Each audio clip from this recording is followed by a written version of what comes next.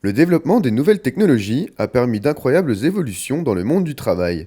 Simplicité et rapidité sont notamment les maîtres mots de cette désormais omniprésence des technologies dans notre bureau.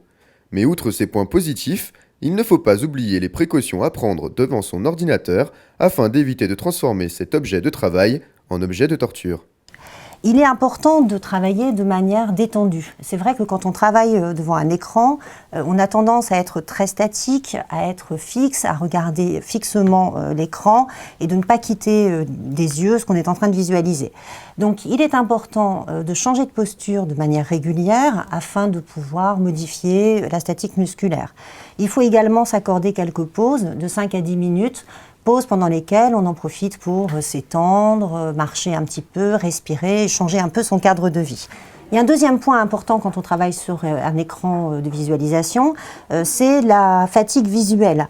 Il faut faire attention à des défauts visuels qui seraient mal corrigés ou non corrigés.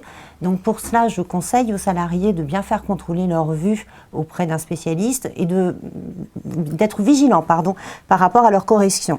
Il est important également de se méfier de l'éblouissement qu'un écran d'ordinateur peut vous apporter. Pour ça, il faut régler la luminosité, le contraste, et puis surtout être vigilant à être bien orienté par rapport aux fenêtres ou par rapport aux luminaires. Et là, vous voyez, on a une installation qui est plutôt correcte, puisqu'il est essentiel que l'écran soit installé à 90 degrés par rapport à angle droit, on va dire, ce sera plus facile, par rapport aux fenêtres et aux luminaires. Les réglages de l'écran d'ordinateur sont donc primordiaux pour ne pas notamment détériorer sa vue. Mais aussi important que la luminosité, une bonne posture devant son écran de travail permet d'éviter l'apparition de ce qui est appelé les troubles musculo-squelettiques ou TMS, qui sont d'ailleurs les maladies professionnelles les plus fréquentes.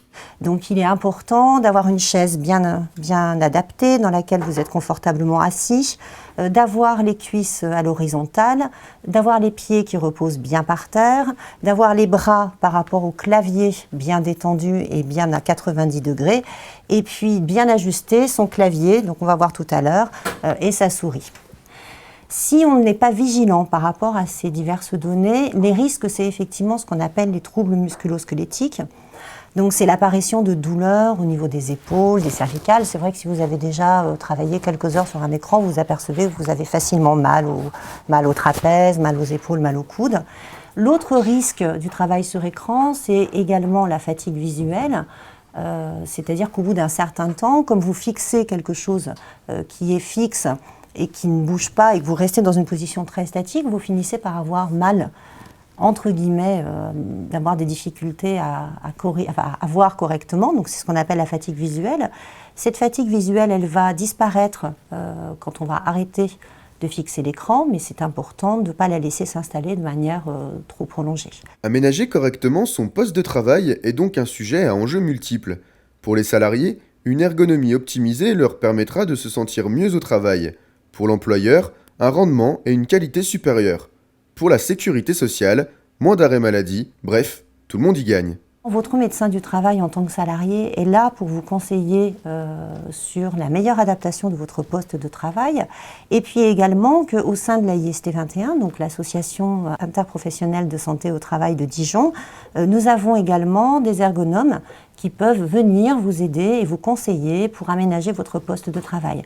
Parce que les recommandations que je vous ai données sont des recommandations très généralistes et qu'il est difficile de les appliquer dans tous les bureaux. Alors, j'ai parlé de la fenêtre. Vous avez dans les immeubles modernes des bureaux dans lesquels il y a 3 murs vitrés. À ce moment-là, c'est difficile de dire je me mets perpendiculaire à la fenêtre, on n'a que ça. Donc il y a d'autres solutions techniques qu'on peut vous proposer et il ne faut pas hésiter à en parler avec votre médecin du travail qui lui-même répercutera sur les différentes organisations au sein de l'AIST 21. Une réaction? Un témoignage? Commentez ce reportage sur dijonsanté.fr.